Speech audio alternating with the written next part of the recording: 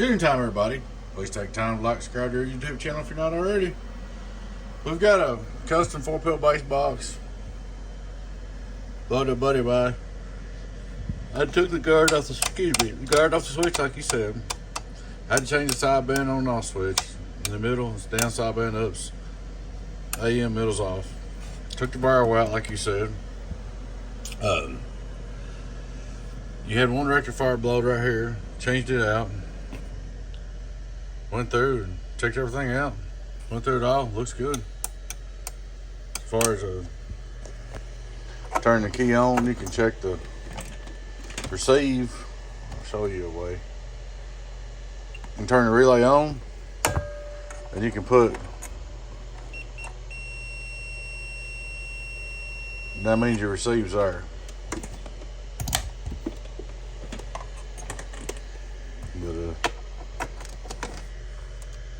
Put the coax back in it.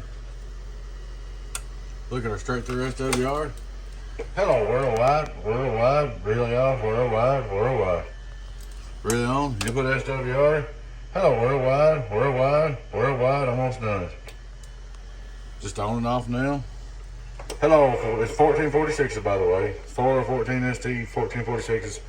Hello, worldwide. Honestly, all you need is radio drive. This box don't need to be driven. That's plenty of watts for 41446s. 5-watt reverse. Hello. Less than half a watt. 2500 watt PUP, reading top scale. Hello, worldwide. Over 500 feet. 1, 2 on the birdie.